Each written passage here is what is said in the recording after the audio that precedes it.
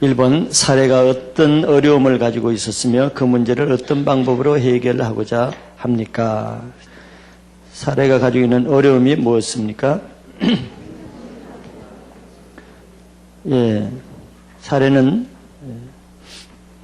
10년 동안 많이 인내했죠. 10년 동안 기다려 아이가 있기를 기다렸지만 사례의 나이가 75세가 되도록 자식이 없자 하나님께서 자기에게 자식을 허락하지 않는다는 불신의 생각을 하게 되었습니다.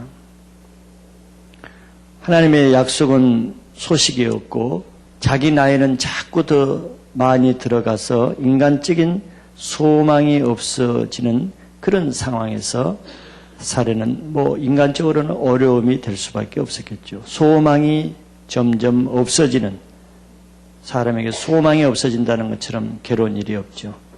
그런 사례에 어려움이 있었죠. 자, 사례는 그런 문제를 어떤 방법으로 해결하려고 했습니까?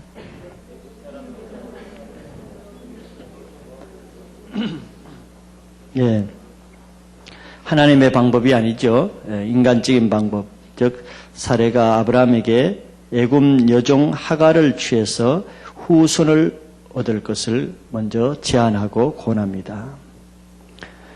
물론 이것은 그 당시에 자식이 없는 그 당시에 하는 아주 보편적인 하나의 풍습, 관습이었습니다. 그러니까 특별한 나쁜 방법이 아니에요. 그 시대에. 우리나라도 옛날에 그랬지 않습니까?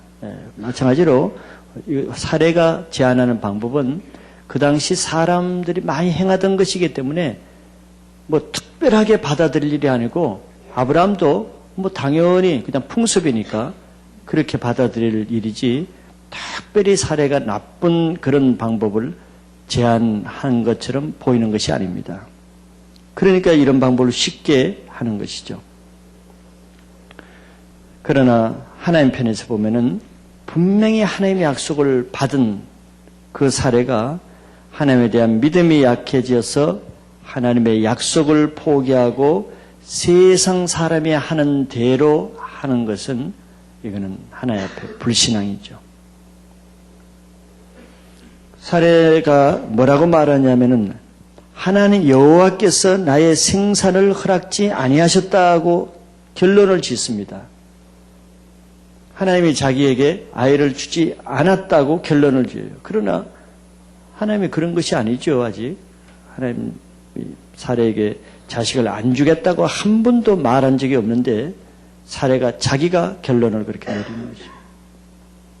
특별히 바로 15장에서 자식을 주시겠다는 명백한 표시로 짐승을 쪼개놓고 계약까지 분명하게 확정까지 받아놓고서도 시간이 오래 지나니까 그 믿음이 약해지는 모습을 볼 수가 있습니다.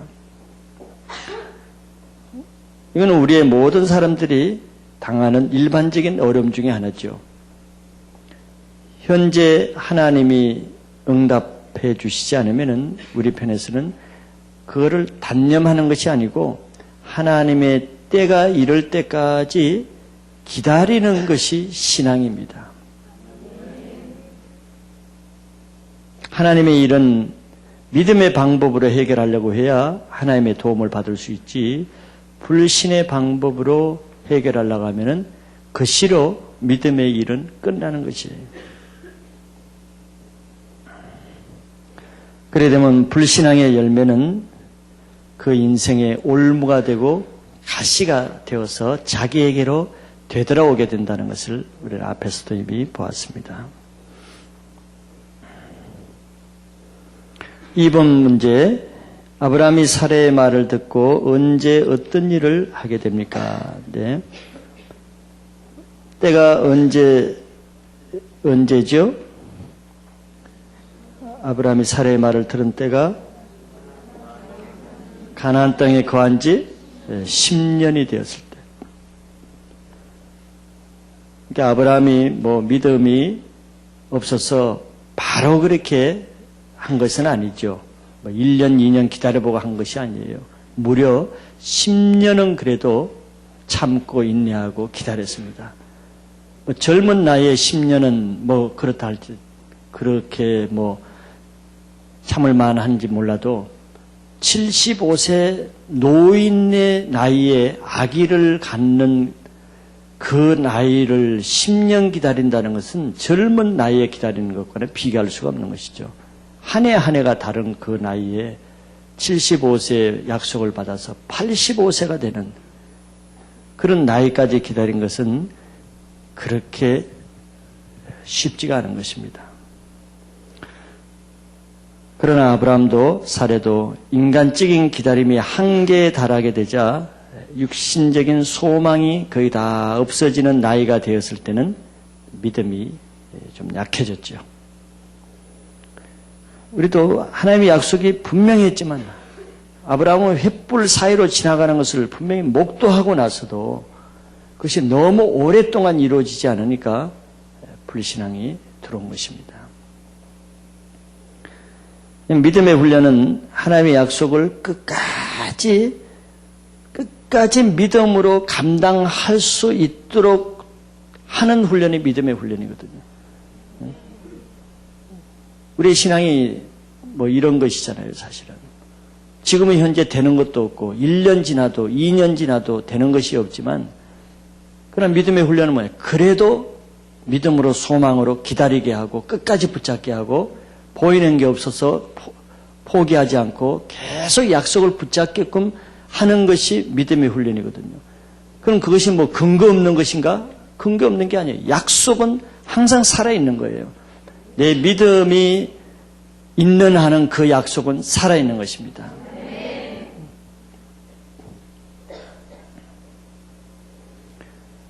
그러나 아브라함은 10년 기간에 와서는 그의 믿음의 한계를 나타내는 거죠.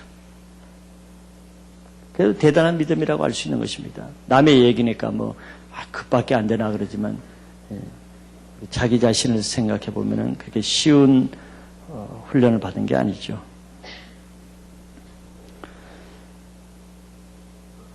그래서 아브라함은 어떤 일을 하게 됩니까? 10년째 자기 아내 사레의 말을 듣고 하갈을 취해서 아이를 갖는 방법을 취하죠.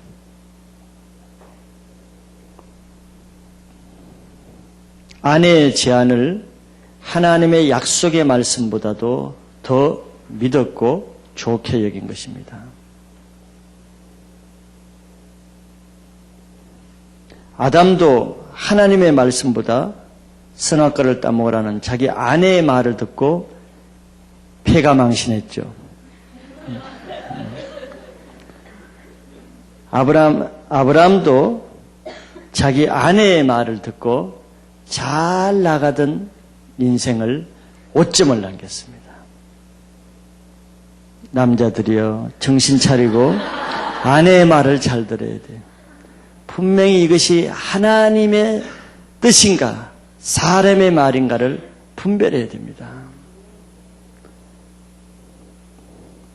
아내의 사명은 남편이 하나님 앞에서 주어진 사명을 잘 감당하도록 돕는 배필의 역할을 하는 사명이 있는 것이죠. 그렇기 때문에 아내는 그걸로 하나님 앞에 나중에 계산을 하게 됩니다. 얼마나 남편에게 하나님 앞에 바로 돕고 섬기고 세우는 일을 했는가? 아니면 바로 이와 같이 인간적으로 남편을 도와서 실수를 하게 하는가? 이것은 아내에게는 굉장히 나중에 계산할 중요한 일이 되는 것입니다. 대부분 아내가 인간적이 되면은 그 남편을 인간적으로 돕게 되기 때문에 하나 앞에 범죄하게 됩니다. 그러나 인간적인 남편을 도울 때 정말 영적인 아내가 있다면은 남편을 영적으로 도와서 그 남편이 인간적으로 넘어지는 것을 방지할 수가 있습니다.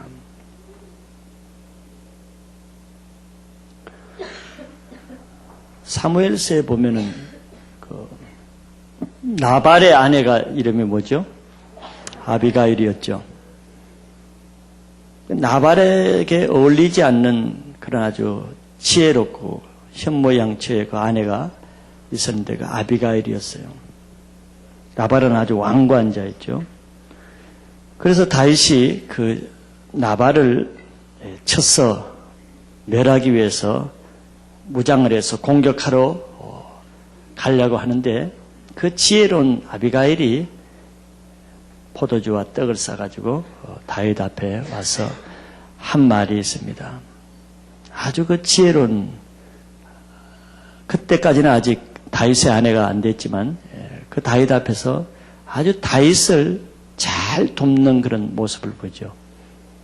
다윗 왕이요, 당신은 하나님이 세우신 왕, 지금은 왕이 하지만 하나님이 세우신 자고 앞으로 당신은 이스라엘의 왕이 될 텐데 이런 벼룩과 같은 이 나발과 같은 이런 못된 사람 한 사람 때문에 당신이 피를 흘렸다는, 전쟁으로 피를 흘렸다는 그런 오점을 남겼어야 되겠습니까? 나를 보고서라도 그 공격을 거두어주시고 이 포도주와 떡을 받고 당신이 흠없게 당신의 생명이 생명사게 쌓여져서 보호받게 해달라. 뭐 이런 식의 간을 한단 말이죠. 그것은 그 여자가 정말 그 다윗의 앞으로 하나님 앞에 왕이 될 그 다윗을 보호하는 말을 했습니다. 참 지혜로운 말이죠. 그 나발 자기 남편 하나 죽여가지고 뭐 하겠느냐. 그 5점만, 다윗의 일생에 5점만 남긴다는 것이. 아주 그 지혜로운 여자이기 때문에 나중에 나발은 하나님이 쳐서 죽고 나서 다윗이 그 아주 지혜로운 자기를 하나님이 피를 흘리는 것을 막게 한 그 여자를 자기 아내로 나중에 취하게 되죠. 가장 지혜로운 아내는 자기 남편으로 하여금 하나님 앞에 범죄하는 것을 막고 하나님 앞에 상급을 쌓게 돕는 아내가 나중에 하나님 앞에 가장 지혜롭고 하나님의 상급을 받는 그런 아내로 인정받게 될 것입니다.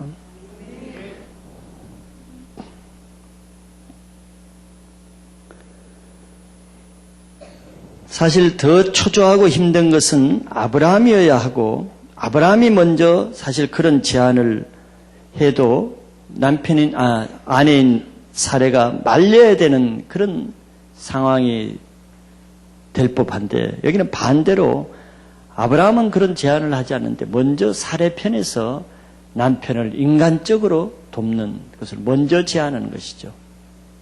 좋은 모양이 아니죠. 아브라함은 하나님 말씀보다도 자기 아내의 말을 인간적으로 받은 그 결과 나중에 아브라함과 사례가 받는 고통은 말할 수 없는 고통을 받게 되는 것이죠. 사례는 자기 꾀로 하면은 자기 계획은 이루어집니다. 그걸 알아야 되죠. 이루어지지만 그것으로 인해서 자기 자신이 몇 배나 더 고통받는 것도 알아야 됩니다. 우리는 인간적인 사람과 가까이 있으면 그 사람 때문에 내가 범죄하게 될 가능성이 많은 것입니다. 내 주위에 인간적인 사람이 많을수록 내 영적인 분별력이 흐려지게 되기 때문에 그렇습니다. 사도행전 4장 19절에 베드로와 요한이 대답하여 가로되 하나님 앞에서 너희 말 듣는 것이 하나님 말씀 듣는 것보다 옳은가 판단하라 이렇게 말해요. 베드로와 요한은 분명히 사람의 말을 듣는 것보다 하나님 말씀을 듣고 나는 전도를 끝까지 하겠다는 거죠. 감옥에 가더라도. 왜 인간적인 사람이 가까이 있으면 넘어지기 쉬우냐면 인간적인 사람은 인간적으로 합당한 말을 하니까 설득력 있는 말을 하니까 이치의 근거에서 말을 하기 때문에 그걸 뿌리치기가 참 어려운 것이에요. 그게 인간적인 세력이라 그럽니다. 부부간에 한쪽이 인간적이고 한쪽이 영적인 것 같으면요, 그 보통 괴로운 부부가 아니에요.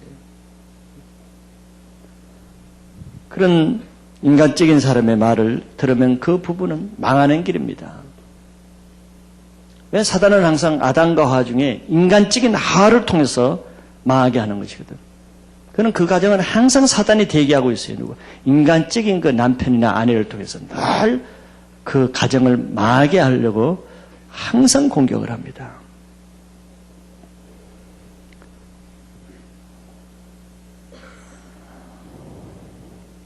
그러므로 자기가 인간적이고 영적인 믿음이 약하다고 생각하는 사람은 자기 주장을 강하게 하면 안 됩니다. 그건 망하는 길입니다.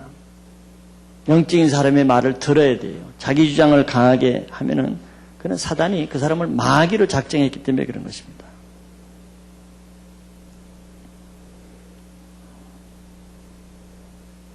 (3번) 아브라함과 사레의 불신앙의 결과 그 가정에 어떤 어려움이 생겼습니까? 자, 사레가 인간적으로 좋은 제안을 했죠. 자식을 얻을 수 있는 아주 기발한 제안을 해가지고 자식을 얻게 됐죠. 아직 낳지는 않았지만 그 사라의 여종 하갈이 잉태하게 됐습니다. 근데 어떤 어려움이 생기게 됐죠?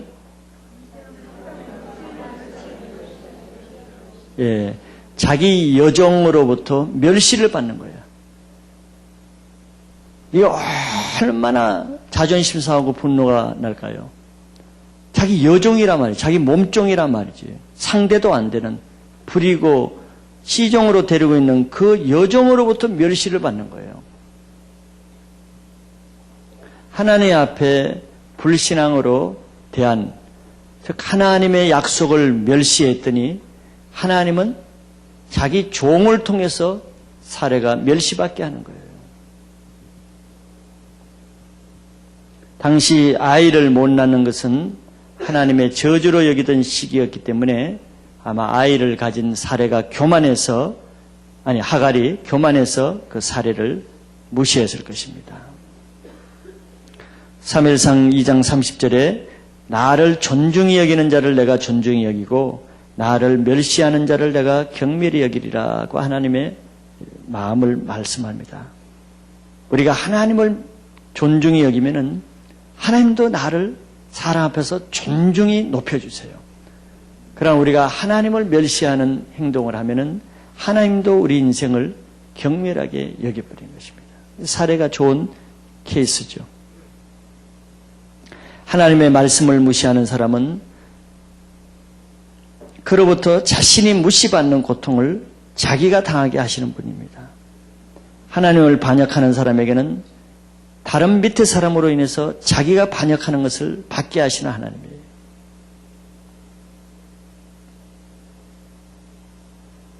두 번째 주어지는 고통은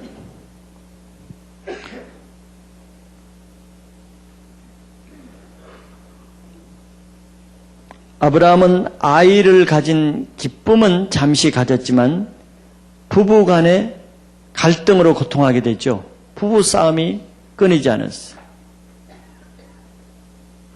아브라함 부부는 사실 가정사에게 들어와야 되는데 그때 없어가지고 서로 다투는 것이죠. 사라는 자기가 사실 문제를 만들어 놓고도 5절에 보니까 사레가 뭐라고 부부싸움을 하냐면은 사레가 아브라함에게 이르되 나의 받는 욕은 당신이 받아야 옳도다. 내가 나의 여종을 당신의 품에 두었거늘 그가 자기의 잉태함을 깨닫고 나를 멸시하니 당신과 나 사이에 여호와께서 판단하시기를 원하라. 자기가 일을 저질러 놓고 잘못은 아브라함 당신이 책임지라는 거예요. 부부간의 갈등이 시작되는 것이죠. 하나님의 말씀보다 아내의 말을 더 의지한 아브라함은 아내로부터 많은 고통을 당하죠. 사레는 그 여종으로부터 고통을 당하고 아브라함은 자기 아내로부터 고통을 당하고 있습니다. 즉 자녀를 얻기 위해서 가정을 행복할 목적으로 한 것이 결과적으로는 자녀가 없을 때보다도 더 큰 고통을 가정에 가져오게 된 것이죠. 이사야 3장 11절에는 악인에게는 화가 있으리니 화가 있을 것은 그 손으로 행한 대로 보응을 받을 것입니다. 그랬습니다. 자기가 받는 고통은 자기가 행한 데 대한 보응이라는 것이에요.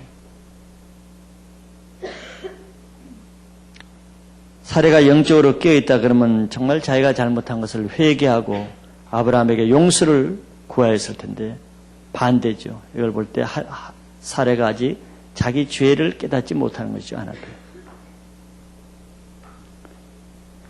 세 번째는 가정에 어떤 어려움이 생겼냐면은 사례가 하갈을 학대함으로 인해서 그나마 그 아이를 가진 하갈이 도망가는 어려움이 생겼죠.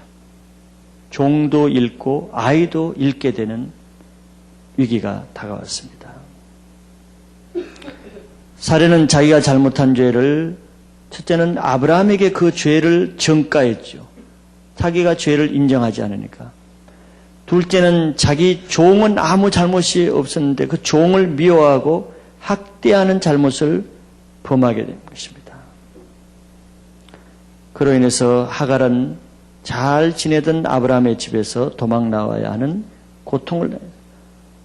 한 사람의 실수로 인해서 아브라함과 그 종과 가정 전체가 고통을 당하는 열매를 가져왔죠. 여기서 우리는 볼 수 있는 것은 하나님의 말씀을 거스리고 세상적인 방법으로 하면은 1차적으로는 그것이 채워집니다.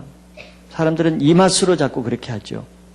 그러나 그 뒤에는 얻은 것보다 잃는 것이 훨씬 더 큰 고통이 따른다는 것도 알아야 됩니다.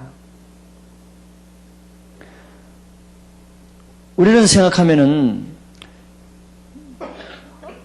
아브라함 부부가 불신앙으로 아이를 가지려고 했으면은 내가 하나님이라면은 하갈에게 나는 아이가 생기지 않게 태를 막아버리겠어요. 그런데 하나님은 그러시지 않지 않습니까?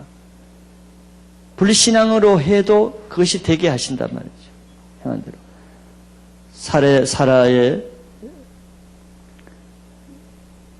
행위가 잘못되었지만서도 하나님은 하갈을 통해서 그 아들을 주시는 분이에요. 어리석은 사람은 바로 이런 불신앙의 열매를 얻은 아들을 오히려 하나님의 은혜로 자꾸 여긴다. 자기가 잘못한 것은 회개하지 않고 결과를 가지고 그것을 은혜라고 여기지만 진짜 그 결과는 그로 인해서 그 가정이 재앙이 시작된다는 것을 봐야 되는 것입니다. 그렇기 때문에 하나님의 뜻을 어기면서까지 세상 일에 형통함이 있다 그러면 그것은 형통함이 아니고 그 뒤에 오는 고통이 더 크다는 것을 알아야 됩니다. 내가 하나님의 뜻을 어기면서까지 했는데 돈이 많이 벌리면 그 돈으로 받는 그 고통이 더 클 것이고 어떤 쾌락을 누리게 되면 그 쾌락 때문에 생기는 고통이 더 크게 된다는 것이에요.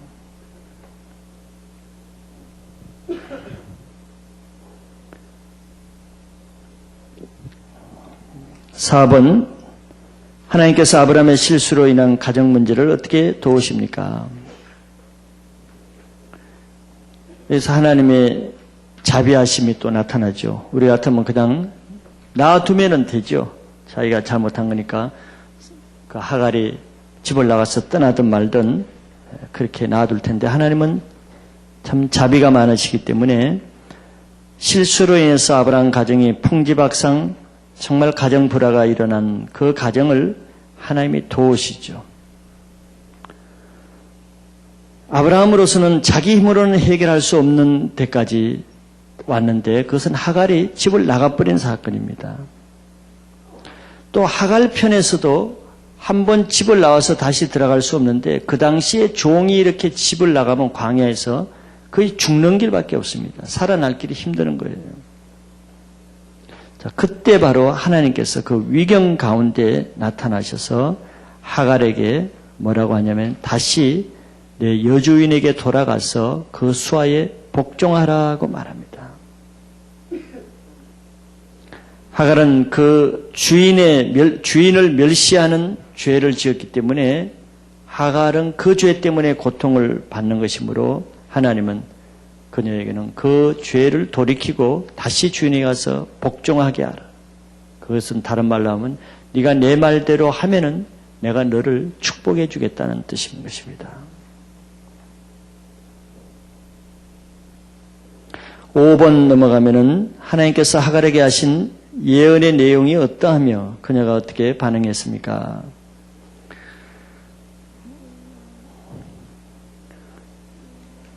첫째, 예언의 내용들을 보면은 하갈은 불신의 방법으로 지금 아이를 가진 것이거든요. 정식 아이가 아닙니다. 그럼에도 불구하고 하나님은 이 하갈 편에서는 축복의 예언을 하고 계세요. 참 놀랍죠. 그 내용을 몇 가지 보면은 첫째 어떤 예언을 하고 계시죠? 10절에 보니까 내가 네 자손으로 크게 번성하여 그 수가 많아 셀 수 없게 하리라. 이건 아브라함에게 한 약속과 비슷하죠. 종의 위치임에도 불구하고 하갈에게 정말 놀라운 축복을 합니다. 내 자손으로 셀 수 없을 정도로 번성케 하겠다는 거예요. 그런데 여기에 말 표현이 이 아들은 사실 누구 아들이죠? 사실 아브라함의 아들인데 여기 10절에 보면은 하갈에게서 낳을 그 자손을 아브라함의 자손이라고 그러지 않죠. 누구 자손이라고 그럽니까? 내 자손, 하갈의 자손이라고 말해요. 이것이 차이입니다. 불신앙으로 낳은 자손을 약속의 그 조상인 아브라함의 자손으로는 인정하지 않는 것이에요. 이거는 하갈 종의 자손이란 말이지. 불신앙의 자손이란 말이지. 왜냐하면 하나님은 그 아들을 아브라함에게 약속의 자손으로 주시지 않았기 때문에 아브라함의 불신앙의 자손으로 취급하는 것입니다. 그래서 애굽 여종 하갈의 자손이라 말하는 것이죠. 갈라디아서 4장 30절에 이것을 더 구체적으로 말하고 있죠. 그러나 성경이 무엇을 말하느냐? 계집종과 그 아들을 내어 쫓으라. 계집종의 아들이 자유하는 여자의 아들로 더불어 유업을 얻지 못하리라 하였느니라. 여기 계집종이 바로 하갈을 말하는 것이거든요. 하갈의 아들은 자유하는 여자의 아들, 즉 사라에게서 나온 약속의 아들과 달라요. 창성케 하지만서도 아브라함의 자손이 창성케 하는 거하고 이 불신앙의 자손들이 창성케 하는 것은 숫자적으로는 똑같이 창성하지만 내용적으로는 전설입니다. 왜냐하면 자유하는 여자의 아들로 더불어 유업을 얻지 못한다는 것이 달라요. 쉽게 말하면 하나님 나라를 차지하지는 못한다는 것이죠. 즉 하나님 나라는 믿음으로 가는 것이죠. 믿음으로 난 믿음의 자손들만 천국에 가지 불신앙으로 난 불신앙의 씨들은 유업을 받지 못한다는 것이에요. 그렇기 때문에 우리가 불신앙으로 믿음으로 하지 않고도 얼마든지 교회 일도 하고 봉사도 하고 여러 가지 할 수가 있어요.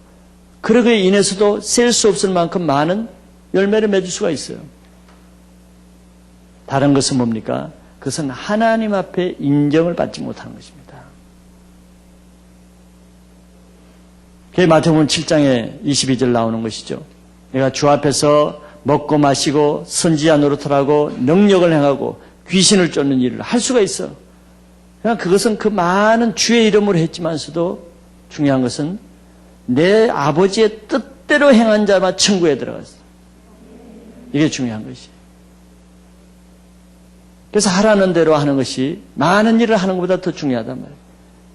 디모데후서 2장 5절에 경기하는 자가 법대로 하지 않으면 상은 없어요. 경기는 할 수가 있어. 신앙생활을 할 수가 있어. 많은 종교 행위와 봉사는 할 수가 있어. 그게 중요한 것이 아니에요.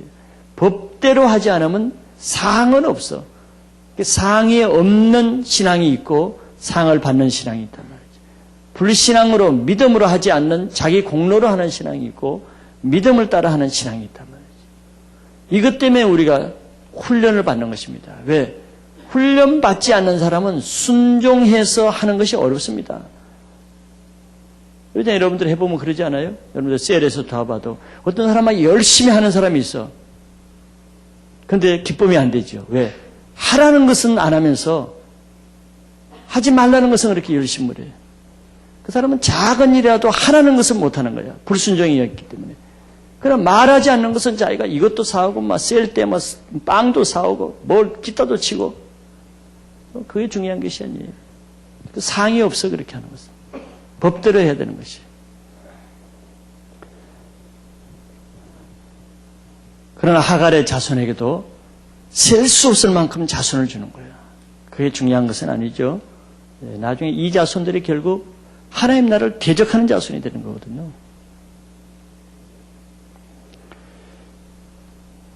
두 번째 예언은 무엇을 예언했죠? 11절에 보면은 내가 아들을 낳을 것이다. 그것도 아들을 줬죠. 나 같으면 그냥 딸을 줘버릴 텐데 아들을 줬어요. 아들을 줘가지고 이름까지 예언을 했죠. 이스마엘이라 하라. 이스마엘의 이름이 참 좋은 이름이거든요. 끝에 히브리의 엘은 하나님의 뜻입니다. 엘로임이라는 엘자. 그게 이스마엘이라는 것은 하나님이 들으셨다는 뜻이에요. 이 이름이 참 좋은 이름. 하나님이 하갈이 우물가에서 막 부르짖었거든요. 한탄했거든. 하나님 내가 어떻게 삽니까? 너무 괴롭습니다. 이 부르짖음을 들으시고 그 아들을 주고 이름도 그게 맞게 하나님이 네 부르짖는 걸 들었다는 뜻이. 그러니까 이 하갈에게는 아들이 태어난다는 게 너무 명백하죠. 이미 이름까지 줬으니까. 하나님이 이런 식으로 하거든. 아직 아들이 없는데 이름까지 먼저 줘. 여러분들도 미리 이름을 하나 지어놔봐요. 그러면 결혼은 문제가 안 되겠지. 이미 뭐 아들 이름을 딱 지어놨는데 결혼 안 해주겠어요?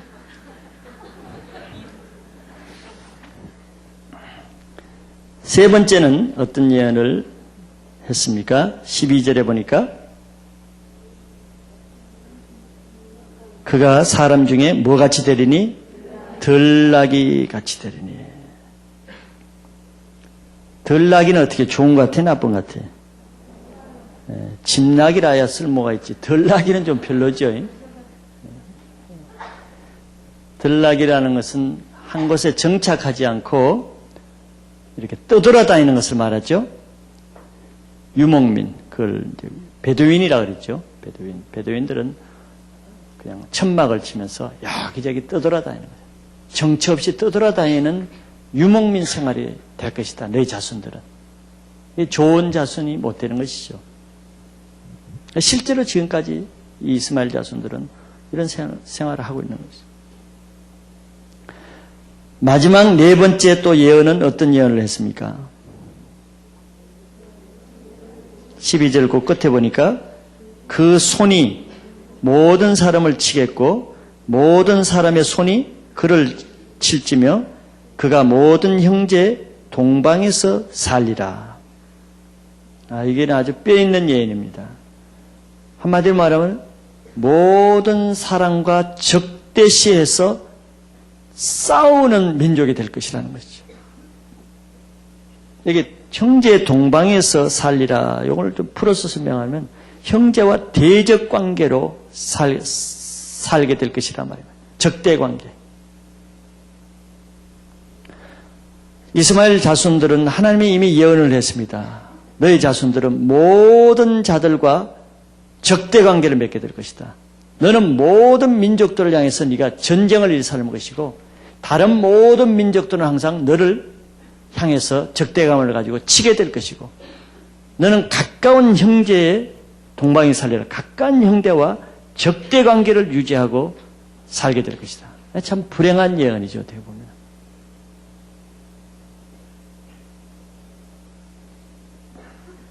그래서 이 예언대로 지금까지 이스마엘 자손들과 이삭 자손들은 지금까지 적대한 거로 싸우고 있는 것이죠. 4,000년이 넘었는데도 그 예언 그대로 지금까지 적대됩니다.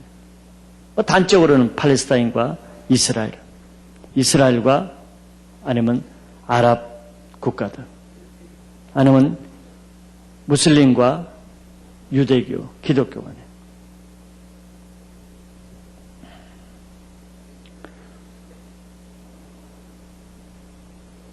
무슬림 국가의 국기가 어떻게 생겼죠? 초승달에다가 네? 네? 칼인가 그랬죠? 그 전쟁을 국기 자체가 이 예언을 그대로 나타내주고 있어요. 국기 자체가.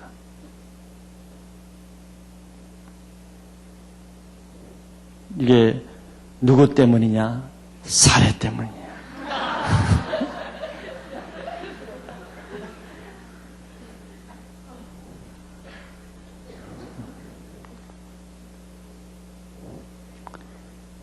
저 이후손이 번창하게 하지만 이후손이 번창하면 하게 될수록 하나님 나라의 도전자로 번창하게 하는 것입니다.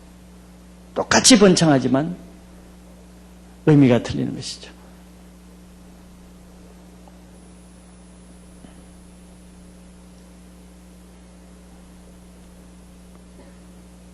두 번째는 여기에 대해서 하갈의 반응이 어떠합니까? 예언을 듣고 나서 하갈은 여호와 이름을 감찰하시는 하나님이라고 13절에 보니까 감찰하시는 하나님. 당시에는 하나님을 만나거나 보면 죽게 되거든요. 그런데 자기가 하나님을 만나고도 죽지 않고 살았다는 의미에서 감찰하시는 하나님이다 이렇게 짓는 것입니다. 그가 샘물 곁에서 이 하나님을 만나는데 그 샘 이름을 뭐라고 불렀냐면은 부엘 라헤 로이. 부엘 라헤 로이. 이 세 자입니다. 부엘은 우물이라는 뜻이에요. 부엘세베라는 말도 있죠. 부엘. 그 다음에 라헤는 생존자라는 뜻이에요.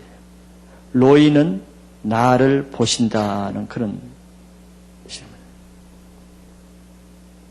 생존자 하나님의 우물이라는 뜻이죠. 합치면 그렇게 이름을 불렀습니다.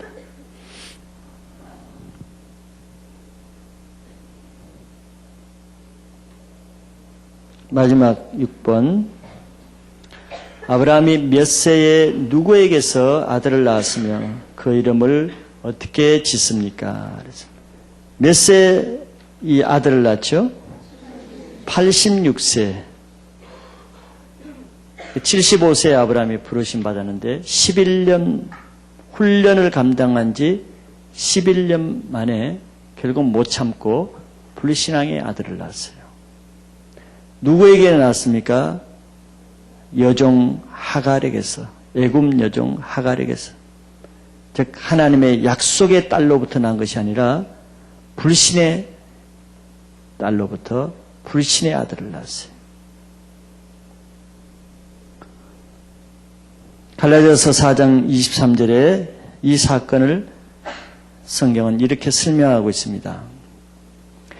계집종에게서는 육체를 따라 낳고 자유하는 여자에게서는 약속으로 말미암았느니라 그랬어요. 계집종 하갈에게서 난 그 아들은 육체를 따라 인간적으로 나타나는 육체의 아들이라는 것이죠.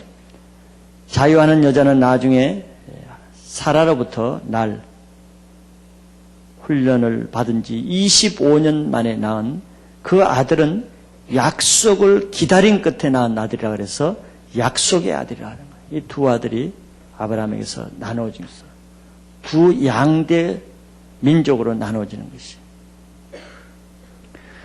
그 이름은 어떻게 지었습니까?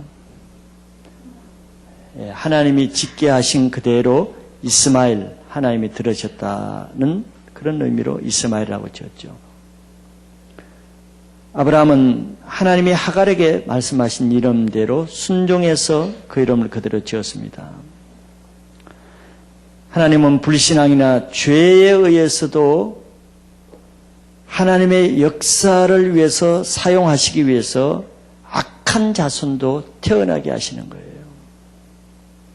그러나 그 악한 자손을 인해서 자기 자신이 고통을 받게 되는 것입니다.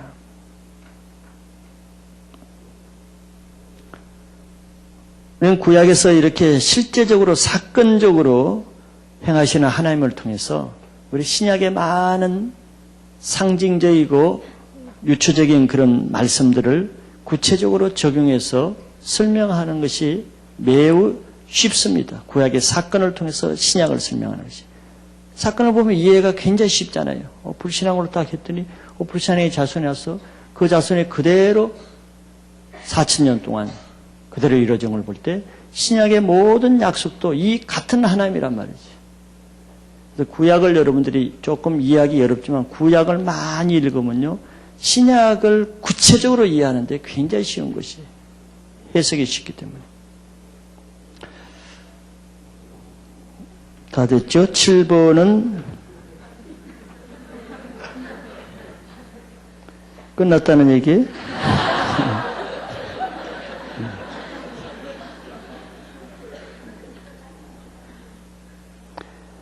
마지막 문제는 여러분들이 꼭 풀어봐야 됩니다. 자기에게 적용하기 위해서 이것을 풀면서 소감을 쓸 거리가 나오죠. 그리고 종합정리도 이것을 풀면서 여러분들이 소감을 쓰기에 많이 도움을 줄 것입니다.